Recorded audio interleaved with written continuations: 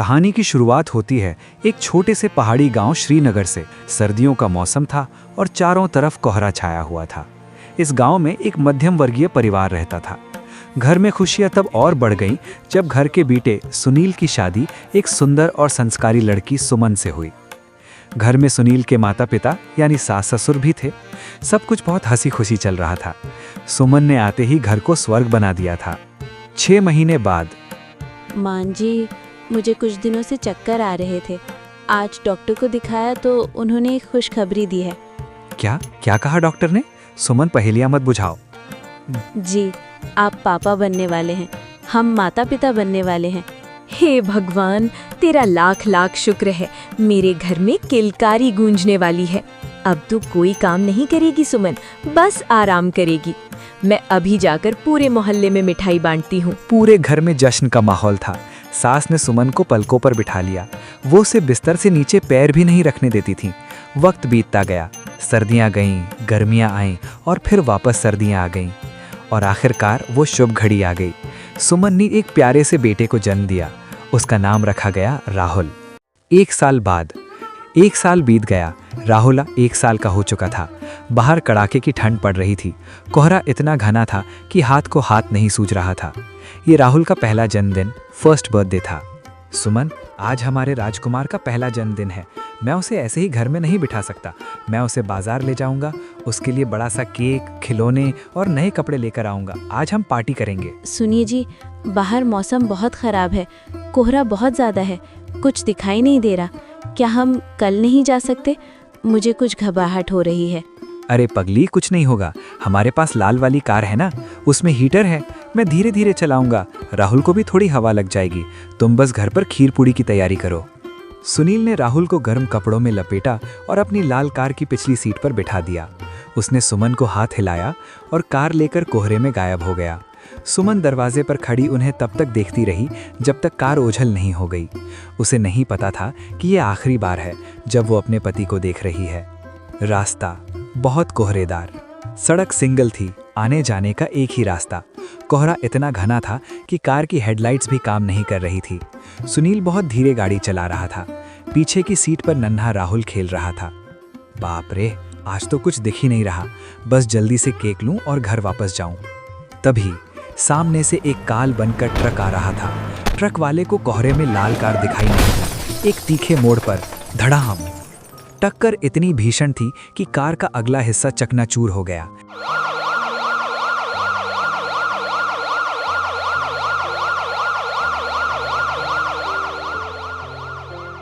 अस्पताल के बाहर परिवार रो रहा है। जैसे तैसे लोगों ने पुलिस को बुलाया। खबर घर पहुंची।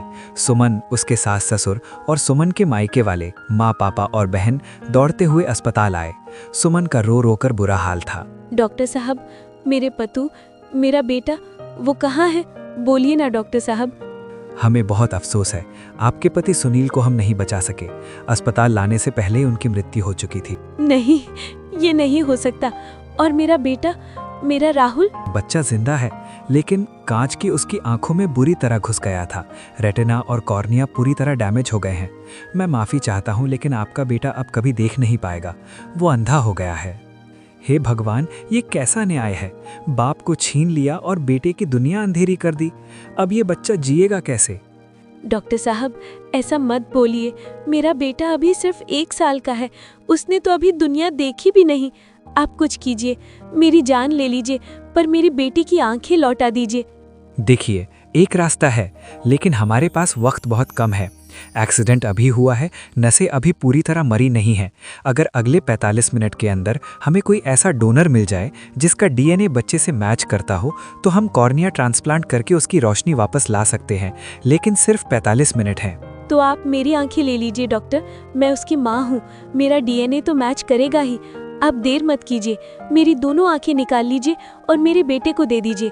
नहीं बहू, तुम जवान हो, तुम्हारी पूरी जिंदगी पड़ी है। मेरी आंखें ले लो डॉक्टर, मैं तो वैसे भी बूढ़ा हो गया हूँ। हम इमोशन से काम नहीं कर सकते, हमें टेस्ट करना होगा। कुछ देर बाद रिपोर्ट आ गई है। दादा दादी का डीएनए मैच नहीं हो रहा, सिर्फ माँ का डीएनए 90% मैच कर रहा है। तो सुमन जी, सिर्फ आप ही अपनी आंखें दे सकती हैं। तो फिर सोच क्या रहे हैं? ऑपरेशन की तैयारी कीजिए। लेकिन इसमें एक और समस्या है। ये बहुत बड़ा ऑपरेशन है। इसके लिए हमें कम से कम 8 से 9 लाख रुपए अभी जमा करने होंगे। एक मध्यमवर्गीय परिवार के लिए अचानक 9 लाख रुपए बहुत बड़ी रकम थी, लेकिन परिवार ने हार नहीं मानी। ससुर ने अपने जीवन भर की जमा पूंजी निकाल दी। ऑपरेशन शुरू हुआ। एक तरफ माँ की आंखें निकाली जा रही थी और दूसरी तरफ बेटे की लगाई जा रही थी। सुमन ने अंधेरे को गले लगा लिया ताकि उसका बेटा उजाले में जी सके। 2 दिन बाद जब पट्टियां खुली तो राहुल देख सकता था, लेकिन सुमन की दुनिया हमेशा के लिए काली हो गई थी। डॉक्टर साहब, मेरा बेटा ठीक है ना? उसे दिखाई दे रहा है? जी, ऑपरेशन सफल रहा, लेकिन सुमन जी, आपने जो किया है वो कोई नहीं कर सकता। मेरी एक शर्त है, मेरे बेटे को कभी मत बताइएगा कि ये आंखें मेरी हैं। उसे यही पता रहे कि एक्सीडेंट में मेरी आंखें चली गईं और उसकी आंखें किसी डोनर ने दी हैं। मैं नहीं चाहती कि वो पूरी जिंदगी इस बोझ के तले जिए कि उसकी माँ उसकी वजह से अंधी हुई। सबने सुमन से वादा किया, राज को राज रखा गया। 6 साल बाद राहुल अब 7 साल का हो चुका था। दादा दादी अब बहुत बूढ़े हो चुके थे और ज्यादा कुछ कर नहीं पाते थे।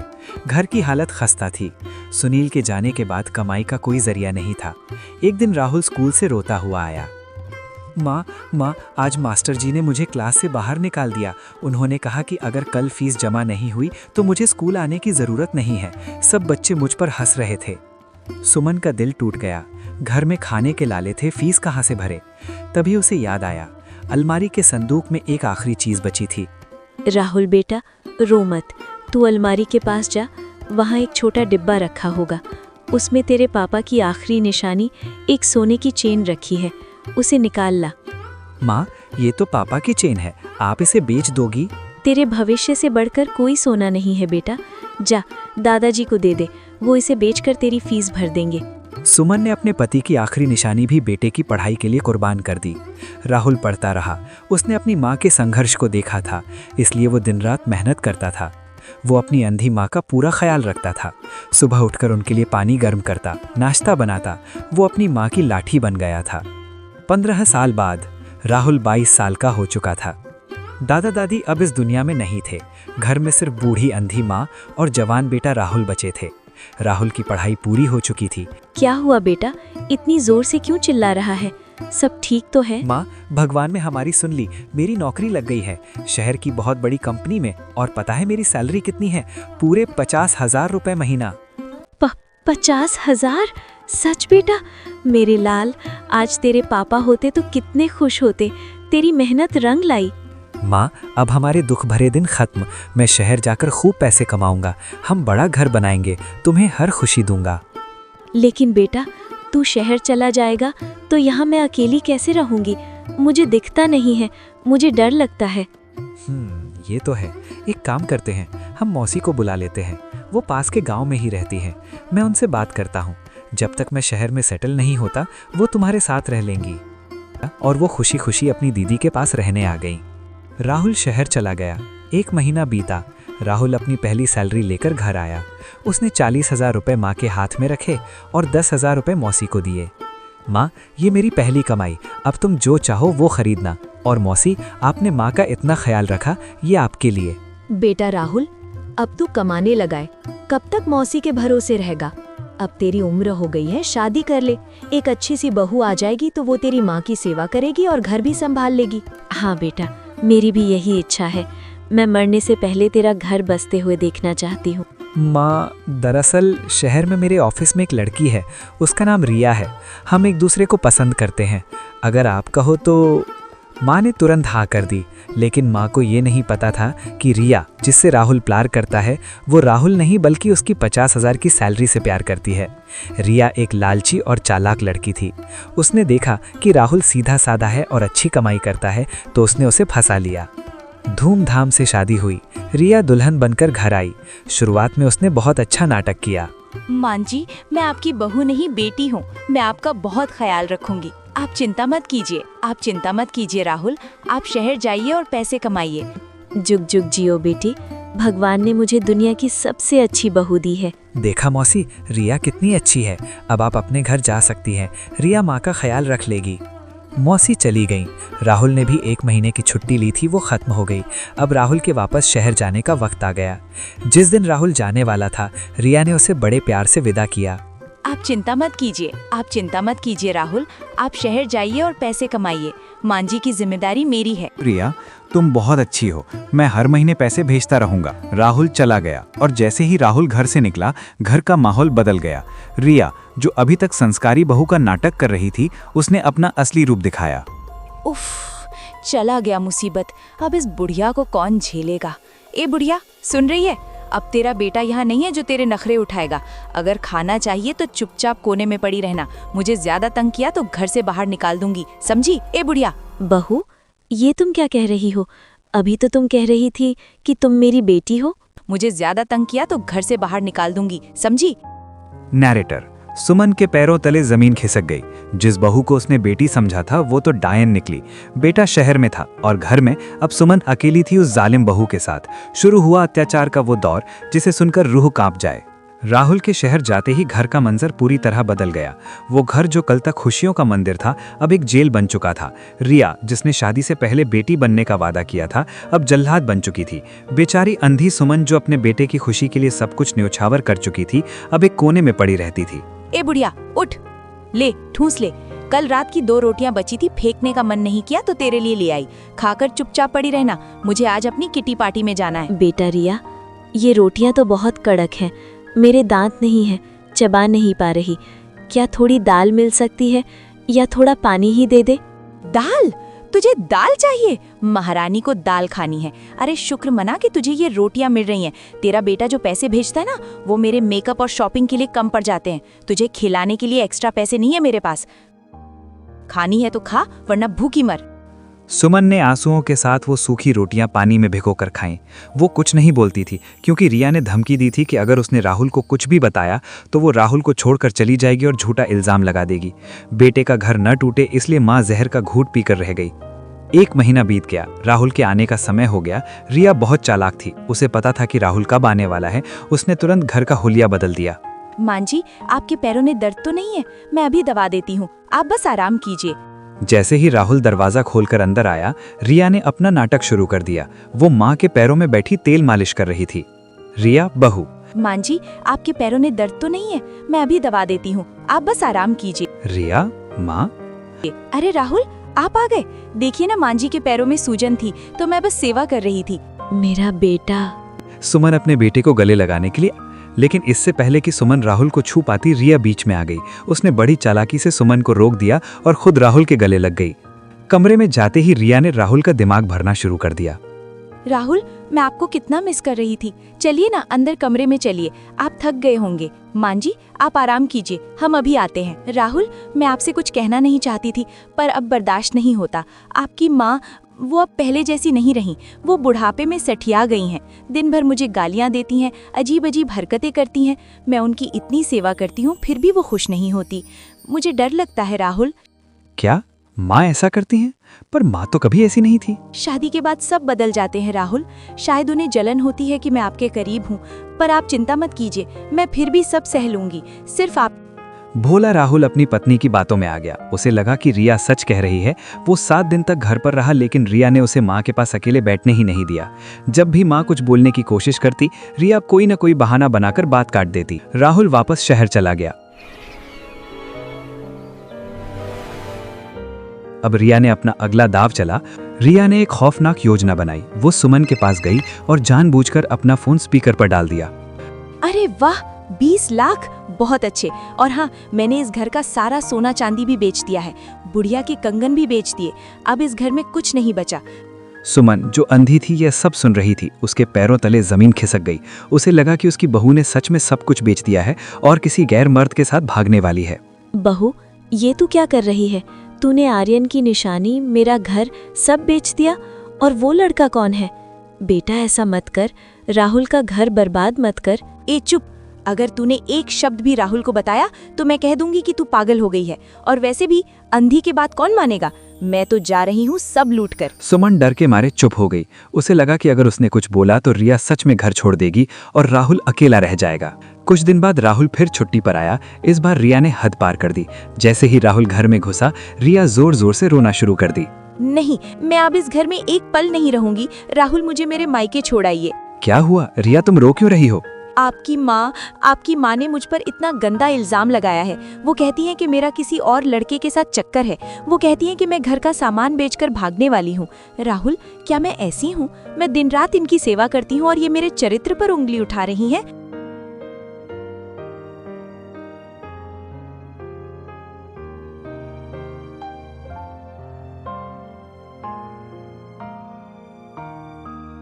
नहीं बेटा, मैंने ऐसा कुछ नहीं कहा, बल्कि मैंने तो खुद सुना था कि वो किसी लड़के से। देखो राहुल, ये मेरे सामने भी झूठ बोल रही हैं। ये पागल हो गई हैं। अगर ये इस घर में रहीं तो मैं नहीं रहूंगी। या तो ये रहेंगी या मैं। बस बहुत हो गया माँ, तुम सच में सठिया गई हो। रिया सही कहती है, अब तुम हमारे साथ नहीं रह सकती। उस रात राहुल और रिया ने फैसला किया। राहुल प्यार में इतना अंधा हो चुका था कि उसे अपनी जननी का दर्द नहीं दिखा। अगले दिन सुबह राहुल अपनी माँ के पास गया। माँ, तैयार हो जाओ, हम तुम्हें एक अच्छी जगह घुमाने लेकर जा रहे हैं। वहाँ हवा बहुत साफ है, तुम्हारी तबीयत ठीक हो जाएगी। सच बेटा, तुम मुझे घुमाने ले जा रहे हो? चलो बेटा, मैं तो कब से तरस गई थी बाहर जाने को। नरेटर। राहुल और रिया ने सुमन को गाड़ी में बिठाया। वो शहर से दूर एक घने जंगल की तरफ निकल गए। रास्ता बहुत ऊबड़ खाबड़ था। जंगल में सन्नाटा था, सिर्फ जानवरों की आवाजें आ रही थी। रिया के चेहरे पर एक शैतानी मुस्कान थी। उन्होंने गाड़ी एक सुनसान जगह पर रोकी। माँ, हम पहुंच गए, तुम यहाँ इस पत्थर पर बैठो। मैं और रिया गाड़ी से पानी और खाना लेकर आते हैं। ठीक है बेटा, जल्दी आना। मुझे यहाँ डर लग रहा है, अजीब आवाजें आ रही हैं। रिया राहुल से धीरे से कहती है। जल्दी चलो राहुल, यही मौका है। छोड़ो इसे यहीं, जंगली जानवर खुद इसका काम तमाम कर देंगे। राहुल ने एक बार अपनी माँ को देखा जो अंधेरे में टटोल रही थी, लेकिन पत्नी का मोह माँ के प्यार पर भारी पड़ गया। वो दोनों चुपचाप गाड़ी में बैठे और वहां से भाग निकले। सुमन पीछे चिल्लाती रह गई। बेटा, राहुल, पानी लाई क्या? बेटा, कहाँ हो तुम? मुझे छोड़कर मत जाओ बेटा, यहाँ बहुत डर लग रहा है। राहुल। लेकिन राहुल नहीं रुका। वो अपनी माँ को, जिसने उसे जन्म दिया था, मौत के मुंह में छोड़ आया। राहुल और रिया घर वापस आ गए। वो बहुत खुश थे। उन्हें लगा कि मुसीबत टल गई। उन्होंने प्लान बनाया कि 7 दिन बाद वो शहर शिफ्ट हो जाएंगे। 6 दिन बीत गए। 7वें दिन अचानक दरवाजे पर दस्तक हुई। सामने एक मौसी खड़ी थी। मौसी। अरे राहुल, तू यहाँ है और रिया भी है, लेकिन दीदी कहाँ है? सुमन दीदी दिखाई नहीं दे रही। अरे मौसी, वो माँ की तबीयत बहुत खराब हो गई थी, तो हमने उन्हें शहर के एक बड़े मेंटल हॉस्पिटल, पागल खाने में भर्ती करा दिया है। डॉक्टर ने कहा है कि उनका इलाज 5 साल चलेगा। उन्हें किसी से मिलने की इजाजत नहीं है। क्या? पागल खाना? 5 साल? तू पागल हो गया है राहुल। तेरी माँ तो बिल्कुल ठीक थी और तू उन्हें छोड़कर शहर जा रहा है। मौसी जी, हमें देर हो रही है, हमारी फ्लाइट है। अब जो होना था हो गया, आप जाइए। मौसी को शक हुआ। उन्होंने राहुल का हाथ पकड़ लिया। रुक राहुल, तू जा नहीं सकता। आज मुझे एक सच बताना ही पड़ेगा। मैं दीदी से वादा करके चुप थी, लेकिन आज तूने हद पार कर दी है। तू अपनी माँ को पागल कह रहा है? उस माँ को जिसने तेरे लिए अपनी आंखें निकाल कर दे दी। क्या बकवास कर रही हैं आप? माँ ने मुझे आंखें दी? मेरी आंखें तो डोनर की हैं। माँ तो एक्सीडेंट में अंधी हुई थी। नहीं मूर्ख, याद कर अपना पहला जन्मदिन। एक्सीडेंट में तेरे पिता मर गए थे और तेरी दोनों आंखें फूट गई थी। डॉक्टर ने कहा था कि अगर 45 मिनट में आंखें नहीं मिली तो तू हमेशा के लिए अंधा हो जाएगा। तब तेरी माँ ने अपनी दोनों आंखें निकलवाकर तुझे दी थी। वो अंधी नहीं हुई थी, उसने तुझे अपनी रोशनी देकर खुद अंधेरा चुन लिया था। और तू आज उसी माँ को जंगल में छोड़ आया। नहीं, ये झूठ है। आप झूठ बोल रही हैं। अगर यकीन नहीं है तो जा उस पुराने संदूक में देख, सबसे नीचे वाली दराज में। वहां अस्पताल की वो फाइल रखी है जिसमें आई डोनेशन, नेत्रदान का फॉर्म है। देख जाकर। नारा हाथों से उसने खोला। वहां साफ साफ लिखा था, donor Suman Devi, recipient master Rahul. हे भगवान, मैंने क्या कर दिया? जिस माँ ने मुझे दुनिया देखने के लिए अपनी आंखें दे दी, मैंने उसी माँ को जानवरों के बीच छोड़ दिया। मैं कितना बड़ा पापी हूं। रिया, तुमने मुझसे ये क्या करवाया? रिया भी ये सुनकर सन्न रह गई। उसे भी अपनी गलती का एहसास हुआ कि वो कितनी गिर चुकी है। मौसी ने दोनों को जोरदार थप्पड़ मारा। तुम दोनों जानवर हो, चलो अभी चलो उसी जंगल में। अगर मेरी दीदी को एक खरोंच भी आई होगी तो मैं तुम दोनों को जिंदा गाड़ दूंगी। तीनों घर उसी जंगल की तरफ भागे। आज 7वां दिन था। 6 रातें बीत चुकी थीं। राहुल का दिल बैठा जा रहा था। वो जंगल में पागलों की तरह चिल्ला रहा था, माँ माँ तुम कहाँ हो? मुझे माफ कर दो माँ, मैं आ गया हूँ। वो 2 दिन तक जंगल में भटकते रहे, भूखे प्यासे। उन्हें लगा कि माँ अब नहीं रही। तभी नदी किनारे उन्हें एक साधु बाबा दिखाई दिए। बाबा, बाबा सुनिए, क्या आपने यहाँ किसी बूढ़ी अंधी औरत को देखा है? अच्छा, तो तुम हो वो कलयुगी संतानें। शर्म नहीं आती? जिस माँ ने तुम्हें खून से सींचा, जिसने तुम्हें अपनी आंखों की रोशनी दी, उसे तुम यहाँ मरने के लिए छोड़ गए थे। छी, तुमसे अच्छे तो ये जानवर हैं जो अपने बच्चों को नहीं छोड़ते। बाबा, हमसे बहुत बड़ी गलती हो गई, हमें माफ कर दीजिए। बस बता दीजिए, मेरी माँ जिंदा तो है? जाओ उस कुटिया में देखो, वो वहां है। वो पिछले 6 दिनों से अन्न जल त्याग कर बैठी है, पर मरते दम तक भी वो तुम्हारे लिए दुआ मांग रही थी कि मेरा बेटा खुश रहे। राहुल दौड़कर कुटिया में गया। वो बहुत कमजोर हो गई थी। माँ, माँ, मैं आ गया हूँ। मुझे मार डालो माँ, मैं तुम्हारा बेटा कहलाने लायक नहीं हूँ। मैंने बहुत बड़ा पाप किया है। राहुल, मेरा बेटा, मुझे पता था तू आएगा। तू मुझे छोड़ ही नहीं सकता। रो मत बेटा, मैंने तुझे माफ किया। मुझे माफ कर दीजिए, मैं लालच में अंधी हो गई थी। मैंने आपको बहुत सताया। आप मुझे पुलिस के हवाले कर दीजिए, पर माफ कर दीजिए। बहू, सुबह का भूला अगर शाम को घर आ जाए तो उसे भूला नहीं कहते। तुम दोनों को अपनी गलती का एहसास हो गया, मेरे लिए यही काफी है। चलो घर चलते हैं।